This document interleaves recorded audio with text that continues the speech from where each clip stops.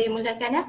Assalamualaikum dan selamat malam saya ucapkan kepada tetamu kita pada hari ini iaitu Puan Zaleha binti Othman yang merupakan seorang guru pengajian am di SMK Datuk Penggawa Timur Masai Johor. Dan selamat malam juga saya ucapkan kepada Encik Munim bin Jamdus yang mewakilkan isteri beliau iaitu Puan Suria yang merupakan seorang pakar sekretari di Hospital Tengku Afwan Afzan, Kuantan.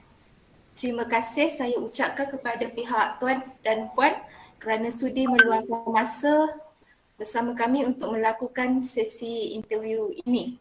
Okey, sebelum itu saya perkenalkan diri saya terlebih dahulu. Saya Fatin Azizah binti Abdul Razak merupakan ketua bagi projek Isulam ini.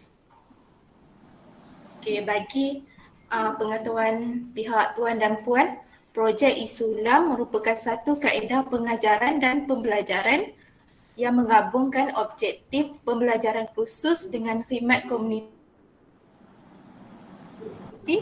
yang melibatkan pelajar perlu berinteraksi dengan komuniti untuk menyelesaikan sesuatu permasalahan setempat. Okey. Tujuan kami satu kumpulan mengadakan interview pada malam ini adalah untuk bertanyakan soalan berkaitan dengan prinsip rukun negara yang kelima iaitu kesopanan dan kesusilaan dan serba sedikit tentang sejauh mana kebebasan media sosial mempengaruhi rukun negara yang kelima. Okey. Untuk memulakan sesi interview ini, saya serahkan kepada ahli kumpulan saya untuk bertanyakan beberapa soalan. Okey, silakan. Boleh saya mulakan dengan soalan yang pertama? Okay. Saya Nur Amira Natasha binti Muhammad Sukri. Boleh panggil saya Amira. Soalan pertama, saya ingin ajukan kepada Puan Zaleha. Okey, ini soalan saya ya. Kesopanan dan kesusilaan merupakan satu elemen penting yang digambarkan dalam rukun negara. Bagi pandangan Puan, apakah cara yang perlu dilakukan dalam menggariskan satu bentuk perlakuan masyarakat yang berlandaskan kesopanan dan kesusilaan? Boleh Puan? InsyaAllah. Okay, terima kasih saya ucapkan kepada moderator saudari Fatin Azizah ya, dan juga pelajar yang ada pada malam ini, terutamanya bekas pelajar saya tu Syaza Danuri, saudari Haidah Salwani dan juga saudari Amira ya. Jadi waktu mula-mula saudari Saza ini menyatakan persetujuan, sebelum saya jawablah saya sedikit persetujuan untuk sesi temu bual ini, saya memang agak keberatan faktor masa dan sebagainya, tapi mengenangkan beliau adalah bekas pelajar, apatah lagi sesi ini adalah bertujuan untuk membantu beliau dalam menyelesaikan assignmentnya. Saya kata tak apalah. Kemudian diberinya saya soalan-soalan yang saya rasa wow, ni soalan yang cabar, tapi tak sempat juga nak study, nak tengok, tapi tak apa sebab prinsip rukun negara yang kelima ini, kesopanan dan kesusilaan ini juga antara mata pelajaran sukatan juga dalam pengajian am iaitu rukun negara. Okey, bila kita bercakap tentang prinsip kesopanan dan kesusilaan, kadang-kadang kita dalam masyarakat kita lah, masyarakat Malaysia pada hari ini, bila sebut tentang rukun negara mungkin ini jumpa waktu sekolah saja. Bila keluar daripada sekolah mereka lupa semua prinsip kesetiaan kepada raja dan negara kan, apatah lagi keluruhan perlembagaan kesopanan dan kesusilaan tu dah hilang sedikit demi sedikit. Tapi sebenarnya elemen kesopanan dan kesusilaan ini harus kita kekalkan, harus kita terapkan, harus kita praktikkan dalam kehidupan seharian. Dan berbalik kepada soalan tadi, bagaimana untuk menggariskan, ini saya rujuk balik soalan tadi, dia berbalik sebenarnya bila sebut tentang prinsip kesopanan dan kesusilaan ini ialah dia berkisar kepada isunya. isu mengapa prinsip ini harus dijadikan sebagai prinsip dalam 5 prinsip rukun negara, kenapa ini perlu dimasukkan sebagai prinsip yang kelima. Mengapa dia sangat penting? Jadi bila kita bercakap tentang kepentingan prinsip dalam rukun negara, kita balik kepada isu. Isu kenapa ianya perlu dijadikan prinsip. Jadi mulanya kalau kita tengok sejarah dalam pembentukan rukun negara ini ialah apabila negara didepani dengan permasalahan yang paling penting ialah isu perpaduan lah pada ketika itu. Kita kena ingat sejarah rukun negara apabila tanpa adanya kesopanan dan kesusilaan, apatah lagi pada ketika itu pembentukan orang kata perpaduan itu belum utuh, belum kukuh, maka masing-masing boleh mengeluarkan perkataan, boleh mengeluarkan pandangan dengan secara yang sangat kritikal tanpa mengambil kira perasaan pihak lain. Jadi ketika itu memang tidak ada kita jumpa tentang media massa dan sebagainya, tetapi waktu itu ialah cara mereka untuk mendapatkan sokongan ialah menerusi parti politik dan sebagainya. Mereka akan mengeluarkan apa saja yang populis, yang berbentuk populis, yang boleh menarik sokongan, tanpa mengambil kira tentang perasaan kaum lain, perasaan masyarakat lain yang kaya atau yang itu semua tak masuk dalam agenda mereka. Yang penting mereka popular dan mereka dapat sokongan. Jadi yang klimaks daripada tak adanya nilai kesopanan dan kesusilaan ini ialah klimaks ialah berlaku masalah atau isu perkauman. 13 Mei itu orang kata menjadi titik tolak apabila masyarakat ketika itu tidak meletakkan kesopanan dan kesusilaan itu sebagai asas kepada pembentukan negara. Jadi kita balik kepada isu.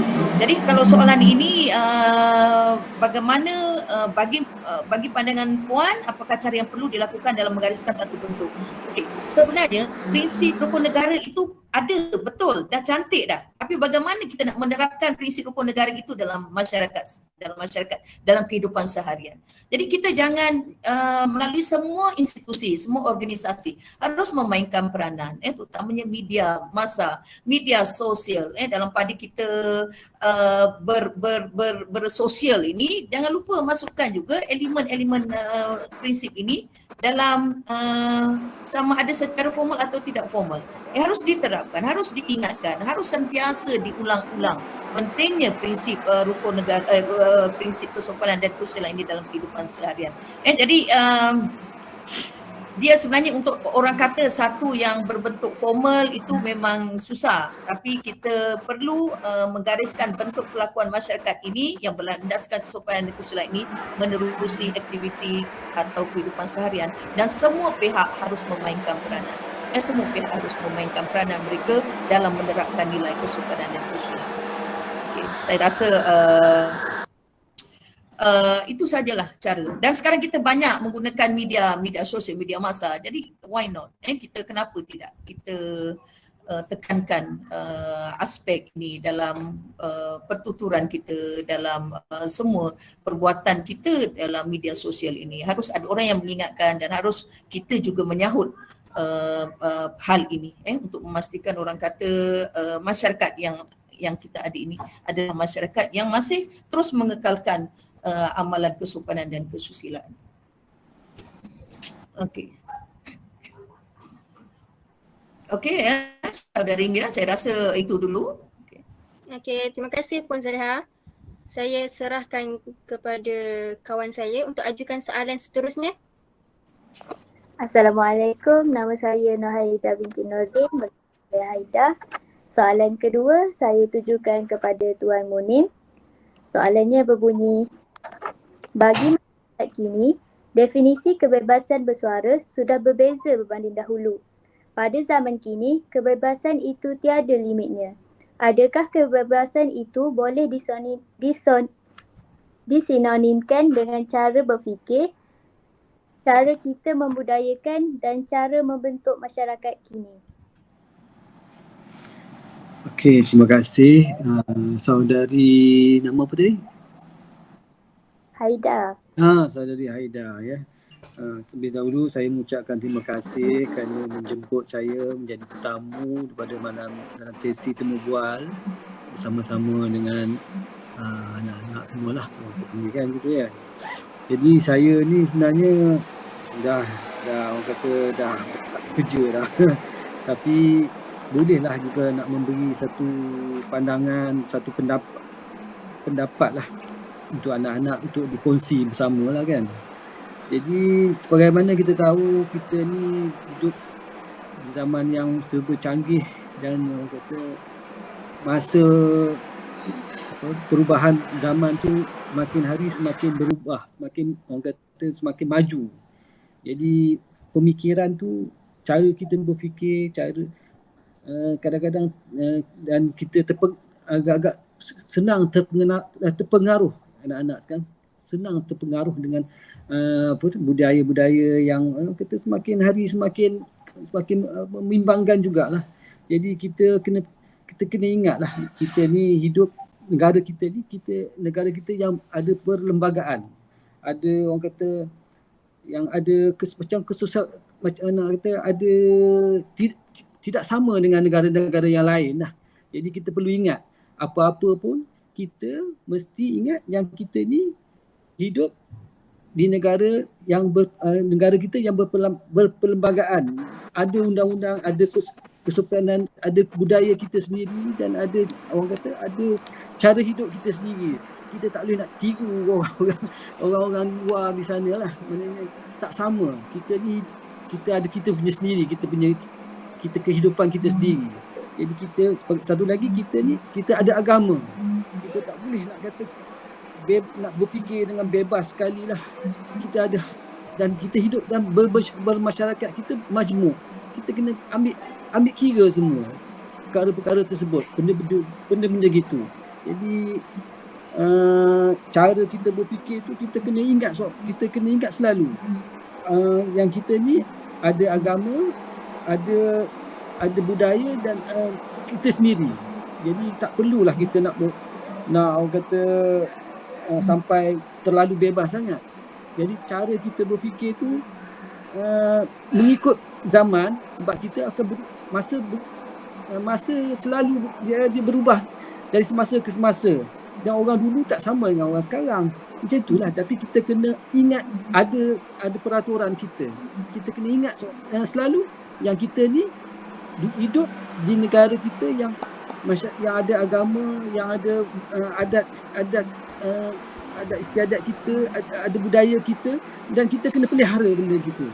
Contohnya macam baru-baru ni kita tengok Menteri Sumber Alam kan, Datuk Tuan Ibrahim, dia masih memberi ucapan dalam bahasa Malaysia. Maknanya dia begitu menjaga dia punya bahasa ibunda kita. Jadi tak semestinya kita berfikir nak bebas tu akan mundur. Jadi kita kena ingat yang dengan cara kita akan boleh maju juga akan datang. Jadi tak perlulah kita nak sinonimkan kebebasan tu mesti berfikir tu mesti bebas sekali. Boleh nak apa-apa, nak mengata ke nak menjatuhkan orang tu semua tu tak betul sebenarnya. Kita punya identiti, orang kata. Malaysian ada orang Malaysia tu. Cara berfikir pun kena cara ni. Tak semestinya tak maju. Contohnya orang Jepun, cara dia tapi dia maju juga. Jadi cara berfikir tu cara berfikir tu, cara kita dalam budaya tu boleh tak semestinya mengikut terpengaruh dengan budaya-budaya luar yang kata bebas, kita nak bebas. Boleh hidup macam contohnya agama kita ni menyekat kebebasan, jadi kita masyarakat takkan maju. Itu salah sebenarnya. Jadi kita kena fikir, kita kena usaha kita kena jaga kita punya identiti kita untuk boleh maju juga. Boleh juga maju ke hadapan juga. Jadi kata definisi kebebasan bersuara tu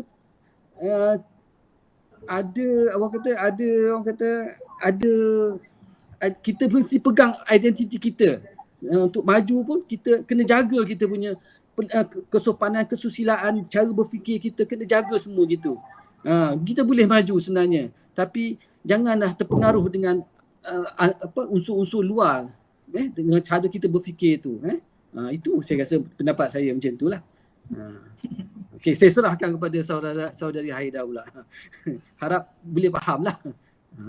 Terima kasih Tuan Munir. Saya serahkan kepada kawan saya.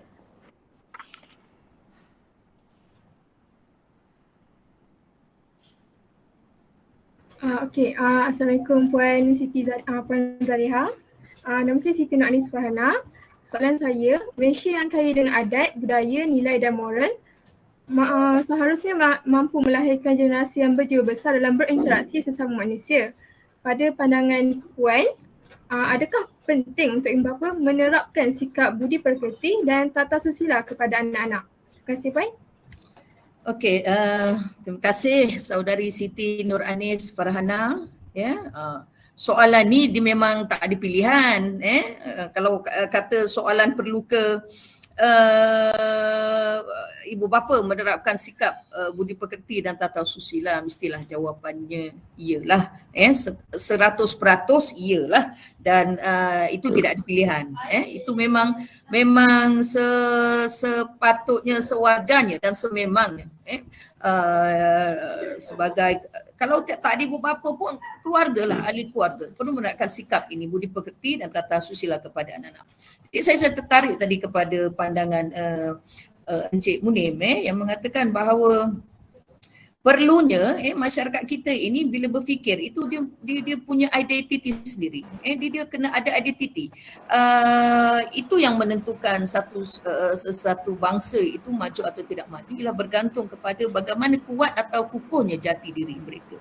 Kalau jati diri itu kukuh, walau apa pun cabaran, orang kata sekarang ledakan globalisasi, ledakan maklumat dan ledakan budaya hedonisma atau luar, sekiranya jati diri itu kukuh, maka tidak perlu dibimbangilah tentang bagaimana pembentukan bangsa kita.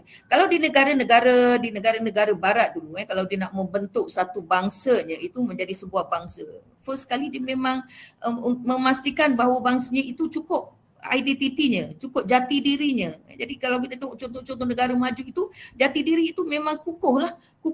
Jadi berbalik kepada pentingnya ibu bapa menerapkan sikap ini ialah maknanya anak-anak ini harus diajar sejak kecil. Orang kata melentur buluh mesti dari rebungnya.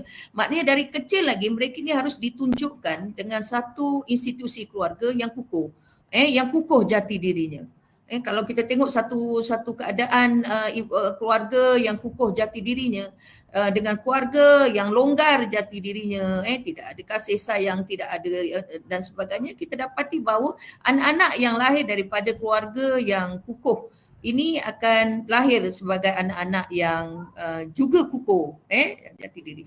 Jadi ibu bapa atau keluarga ini merupakan suri teladan, merupakan contoh kepada anak-anak. Mereka lah yang harus menunjukkan tingkah laku, mereka lah yang harus menunjukkan akhlak yang baik. Mereka haruslah menerapkan, mereka jugalah yang harus menerapkan. Pentingnya anak-anak ini perlu adanya kekuatan jiwa, kekuatan semangat, kekuatan jati diri, dan apabila mereka ini keluar di dalam kalangan masyarakat dengan ilmu yang cukup, dengan tingkah laku akhlak yang cukup, akhirnya mereka ini memang akan jadi anggota masyarakat yang baiklah, yang ada jati diri, yang ada identitinya sendiri. Dan satu lagi tadi berbalik kepada pentingnya dalam keluarga itu, di samping menjadi suri teladan atau contoh, ialah penerapan agama. Agama itu memang nombor satu lah. Apatah lagi ni kita ni semua ni dalam ni agama Islam kan. Jadi kita memang cukup bertuah kita lahir sebagai umat Nabi Muhammad yang memang sedari awal ini telah ada orang kata pegangan. Sekarang ni kalau anak-anak tengok banyak sangat cerita-cerita ataupun banyak sangat isu-isu yang berkaitan anak-anak yang longgar, tidak ada jati diri. Sampaikan kalau kita tengok kes bunuh diri pun semakin meningkat. Ini berikutan daripada tidak ada atau tidak kukuhnya akidah yang sepatutnya diterapkan oleh ibu bapa dalam diri anak-anak ini.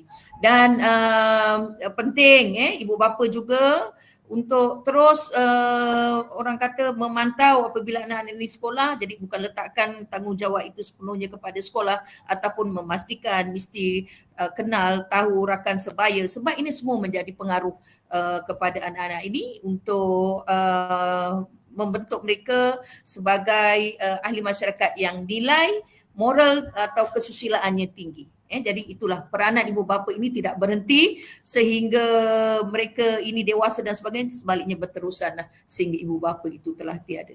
So saya rasa begitulah besarnya peranan ibu bapa dalam usaha kita untuk memupuk nilai pekerti dan tata susila kepada anak-anak.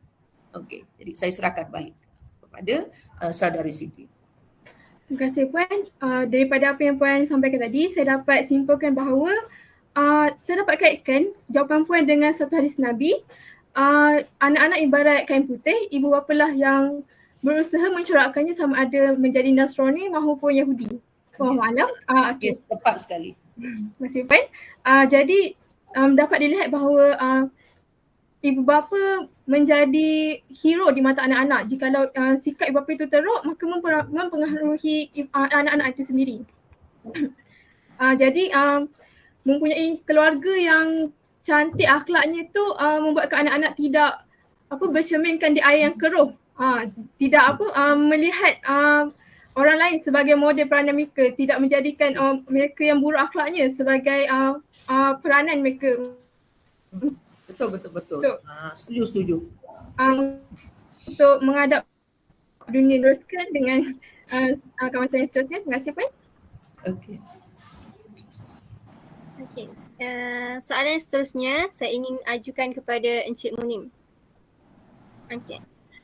Apakah cadangan Tuan untuk memupuk masyarakat mengamalkan prinsip kesopanan dan kesusilaan sewaktu menggunakan media sosial agar menjadi masyarakat yang berhemah dan berbudi bahasa? Silakan Tuan. Ya. Okey, terima kasih saudari Amira untuk soalannya ni. Apakah cadangan saya lah untuk memupuk masyarakat mengamalkan prinsip kesopanan dan kesusilaan sewaktu menggunakan media sosial agar menjadi masyarakat yang berhemah dan berbudi bahasa, ya. Tidak dinafikanlah media sosial ni amatlah penting untuk kita dalam menyampaikan maklumat, dalam menerima maklumat dan mencari maklumat dan benda-benda yang terkini lah, sebab kita ni jangan hidup di bawah tempurung, kita kena terbuka juga. Jadi tapi kita ingat kita kena ikhlas dalam hati kita. Macam mana jangan disalahgunakan media sosial ini sebagai satu tempat yang mencari maklumat-maklumat yang negatif. Jadi untuk mengawal benda-benda gini memang perlulah ada undang-undang yang mengawal, memantau kebebasan media sosial ni. Sebabkan benda-benda yang berlaku sekarang ni, macam contohnya kadar jenayah ke, kadar yang sosial, masalah sosial pun melalui media sosial juga. Jadi benda-benda ni kita kena ingatlah, sebagai seorang pelajar, dia ada orang kata kena ada panduan lah dalam mencari dengan niat untuk mempelajari sesuatu yang boleh membina dia punya masa hadapan. Jadi cadangan saya, kita kena ada satu nak cakap macam mana, kalau ikutkan memang undang-undang tu memang dah ada dah, cumanya dari kita sendiri, atas diri kita sendiri, macam mana kita nak mengawal diri kita, mengambil benda-benda yang positif daripada media sosial. Selain daripada itu, peranan ibu bapa pun penting dalam memantau media sosial, penggunaan media sosial di kalangan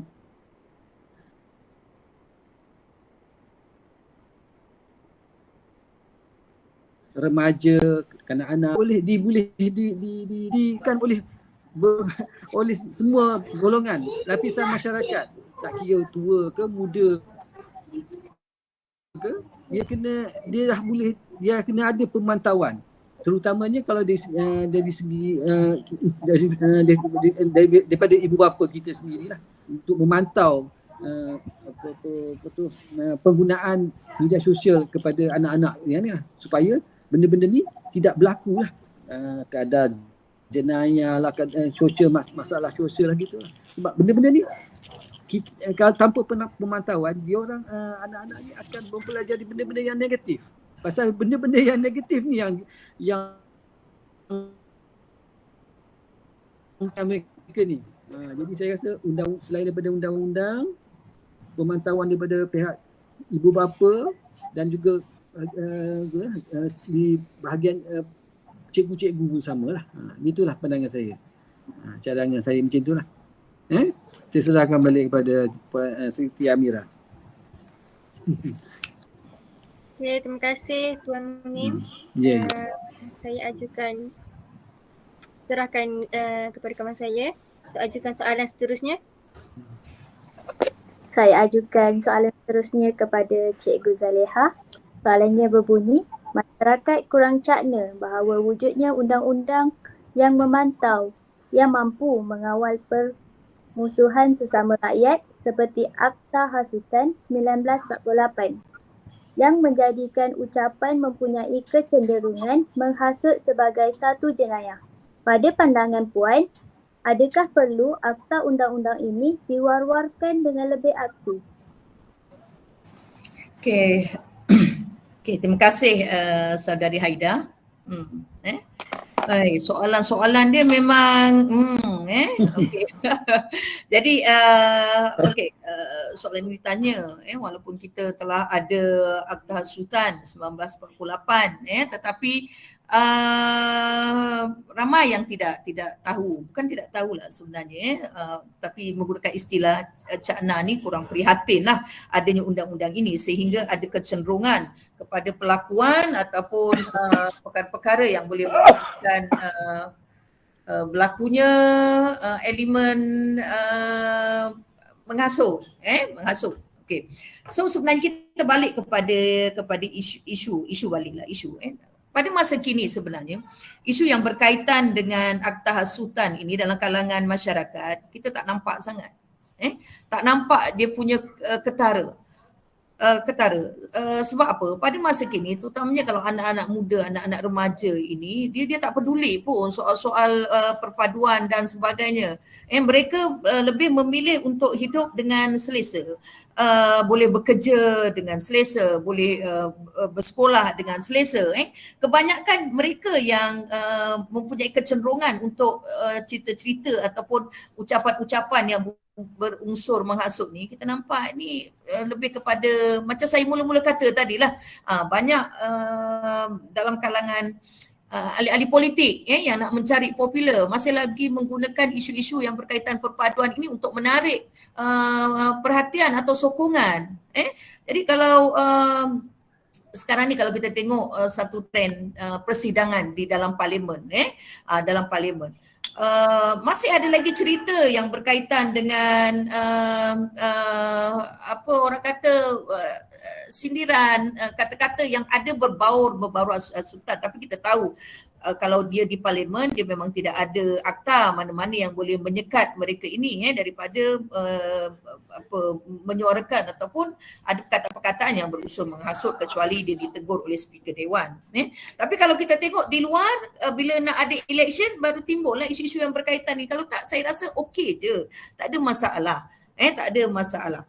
Jadi dia apabila kita cerita perlu atau tidak undang-undang ini diwar-warkan, saya rasa tindakan undang-undang ini adalah langkah yang akhir yang akhir, yang orang kata sebenarnya untuk jadikan rakyat itu lebih berpadu, bertolak ansur ialah rakyat kena faham betapa bertuahnya mereka ini duduk di Malaysia atas sebuah negara yang nama Malaysia, yang kita sebenarnya ada perlembagaan persekutuan yang di dalam perlembagaan persekutuan itu sebenarnya mampu untuk mengajak setiap rakyat itu rasa bersyukur kerana semuanya mempunyai hak yang sama.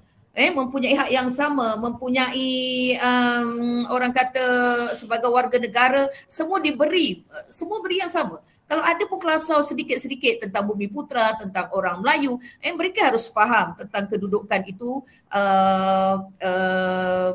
sebagai kaum yang asal dan sebagainya. Tidaklah sehingga mereka ini menghalang kepada rakyat lain untuk mencari terlibat dalam ekonomi, mencari kekayaan. Sebenarnya tak ada masalah.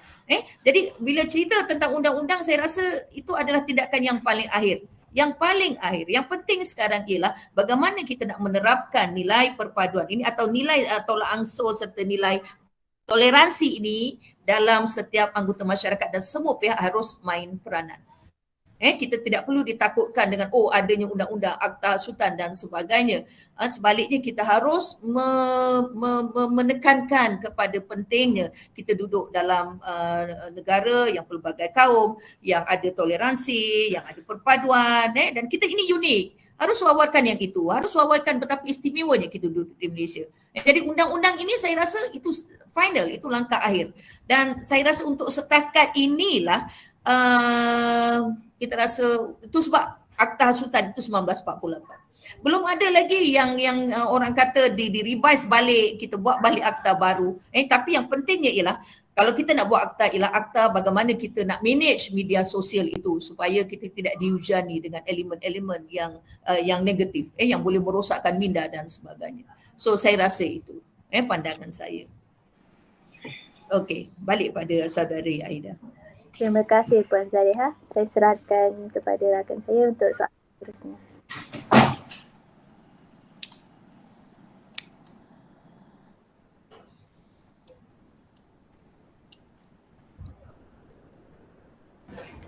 Terima kasih. Soalan saya kepada Puan dan Tuan.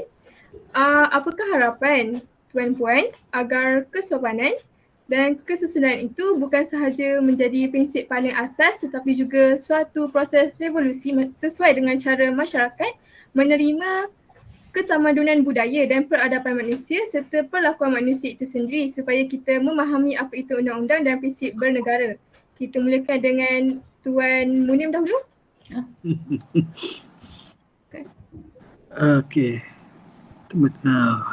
Harapan, kalau ikutkan harapan tu memang kita mengharap anak-anak muda, anak-anak kita tahu apa itu kesopanan dan kesusilaan. Tapi pendidikan ni bermula daripada keluarga tu sendirilah, daripada rumah lagi lah, daripada ibu bapa lagi lah. Maknanya ibu bapa kena menunjukkan satu akhlak yang baik, menunjukkan satu jati diri yang baik supaya menjadi satu role model kepada anak-anak tentang tahunya kesopanan tu, kesusilaan, adab-adab itu terhadap apabila dia keluar bermasyarakat. Jadi kita anak ibu bapa perlu menerapkan satu ibu bapa perlu menunjukkan pada anak-anak satu akhlak yang baik lah supaya anak-anak akan menjadikan satu pengajaran bagi mereka untuk menghadapi masyarakat yang akan datang, yang bila dia besar, bila dia dah mula bermasyarakat nanti. Jadi saya rasa harapan saya kesopanan dan kesusilaan tu bermula dari rumah jugalah. Maknanya ibu bapa yang mengajar, menunjukkan, menjadi satu role model kepada anak-anak tersebut supaya mereka tidak jadi kejutan budaya bila dia bermasyarakat nanti. Jadi dan juga ibu bapa jangan terlalu menyekat anak-anak supaya jangan dia bila dia keluar bermasyarakat, dia dah terkejut. Jadi dia cepat terpengaruh. Apa benda dapat dia tidak dapat dia tidak dapat mempelajari, tidak dapat orang kata bermasyarakat lagi. Jadi dia macam apa kata macam itulah. Bermula dia daripada ibu bapa dia juga. Maksudnya biar ibu bapa tu sendiri menjadi satu contoh kepada anak-anak supaya dia ibu bapa boleh mengajar kesopanan dan kesusilaan tu dari rumah lagi. Gitulah pendapat saya. Harapan saya macam itulah. Okay. Saya serah kepada Siti Nur. Terima kasih Tuan. Daripada harapan Tuan, saya dapat simpulkan yang ibu bapa memang memainkan peranan yang sangat penting untuk mendidik anak-anak agar mengekalkan prinsip kesopanan dan kesusilaan dalam diri mereka. Pada pendapat Puan pula bagaimana? Okey. Pendapat saya. Pendapat saya, istilah soalan ini proses revolusi itu dia macam tak kena juga. Sebenarnya untuk kita membentuk budaya masyarakat dan peradaban manusia, dia bukan dalam jangka masa yang singkat. Dia adalah proses. Dia adalah proses bermula dari nol menjadi sebuah bangsa. Jadi kalau kita tengok tamadun Islam, bagaimana mereka ini bermula. Mereka ini bermula daripada jahiliah sehinggalah membentuk kepada tamadun Islam yang sangat hebat. Mulanya ialah dengan ilmu. Jadi dia bukan revolusi, bukan pada masa kini kalau kita nak membentuk budaya orang kata negara Malaysia ini kita mesti satu tindakan yang drastik untuk menerapkan nilai kesusilaan. Tidak, dia adalah proses. Dia bermula secara sama ada secara perlahan atau secara drastik, tapi dia adalah proses. Jadi untuk kita membentuk tamadun budaya dan peradaban manusia ini, saya rasa ialah penerapan ilmu itu sangat penting. Ilmu itu sama ada kalau di peringkat ibu bapa ini ialah parenting lah, ilmu ke ibu bapaan, maknanya bersedia untuk menerima waktu kita dulu tahun 90-an, 80-an mendidik anak itu tak sama dengan cara alah baru tahun 2000 yang dikelilingi dengan maklumat dan sebagainya. Kalau kita tidak ada ilmu itu, maka bukan anak-anak kita yang akan mengalami culture shock, tetapi kita sebagai ibu bapa ini yang juga akan mengalami kejutan. Jadi dia berbalik kepada perlunya ilmu bagi kalau kita keluarga itu ialah bagaimana untuk mendidik anak-anak dan bagaimana untuk menerangkan serta supaya mereka ini lebih bersedia, mau bersedia. Dan dalam pada kita didedahkan ataupun kita ada ilmu ini ialah kita jangan lupa bahawa nilai-nilai kesusilaan ini dulu waktu kita kecil-kecil dulu, atuk-atuk kita itu mereka ini sangat tinggi dengan nilai budaya, nilai kesusilaan. So dalam pada ilmu baru masuk, yang lama juga kita harus amalkan. Jadi yang penting ialah pada saya ialah ilmu, dia bukan soal bagaimana kita nak merevolusikan sebab ini adalah orang kata proses untuk membentuk tamadun dan membentuk budaya. Mereka tidak untuk membentuk tamadun itu tidak sekelip mata, tetapi dia akan memakan masa dan tapi kena ingatlah semua harus memainkan tanggungjawab masing-masing. Okey, jadi saya rasa itulah pandangan. Berpeluh juga ni apa Cik Munir budak-budak ni soalan-soalan dia yalah. Saya pun kan. soalan pun Okey. kita bukannya Berdasarkan pendapat Puan tadi, dapat saya simpulkan bahawa tambah kita pun makin melangkau era baru. Jadi orang kata berakit-rakit ke hulu, berenang ke tepian, bersusah dulu bersenang-senang kemudian. Jadi carilah ilmu baru sebagai ibu bapa, tahu apa itu teknologi, tahu apa itu era kemodenan supaya anak-anak bukan sahaja terkejut dengan didedahkan dengan zaman teknologi, tapi ibu bapa juga tahu cara untuk mengawal teknologi itu sendiri supaya anak-anak tidak terlalu banyak terpengaruh dengan teknologi tu. Jadi betul, saya setuju dengan pendapat Puan pasal mengenai ilmu tu. Terima kasih Puan. Okey. Parenting Jadi kena saya serahkan seiring. semula kepada Betul, Puan betul. Aziz. Terima kasih. Yes. Okey. Okey, alhamdulillah selesai sudah sesi interview kita pada malam ini. Okey, dapat saya simpulkan bahawa pentingnya untuk kita menerapkan amalan kesopanan dan kesusilaan dalam diri kita, tidak kira kita berada di mana pun. Okey, sekali lagi ribuan terima kasih saya ucapkan kepada pihak Puan dan Tuan atas kesudian berkongsi ilmu, sanggup meluangkan masa bersama kami dan juga jawab segala pertanyaan Terima daripada kasih. kami. Saya juga terima kasih Saya kepada juga. anak-anak. Study hard, jangan lupa anugerah dekan setiap semester. Buktikan jadi pelajar yang cemerlang. Okey? Oh, Salza. Okey. Doakan kami. Alright. InsyaAllah. Okey, cikgu ni dulu ya. Okey, terima kasih banyak-banyak. Apa-apa dan Okay, saya pun minta izin saya nak mundurkan diri dulu. Minta izin nak tangkap gambar dulu boleh? Tak tangkap gambar. Cikgu dah keluar dah. Tak apalah, seorang pun boleh lah. Tangkap gambar macam mana? Tak, Pristine. ni ada kawan ahli grup saya, tolong tangkapkan. Okey, dah bersedia. Saya dulu bukannya ni, saya background banker, saya pun tak reti kat nak jawab-jawab. Minta maaf kalau ada kesusahan sepanjang jawab soalan. InsyaAllah. Ilmu tu ada tapi nak jawab secara orang kata macam cikgu mengajar susah lah saya. Saya memang kalah. Okey dah.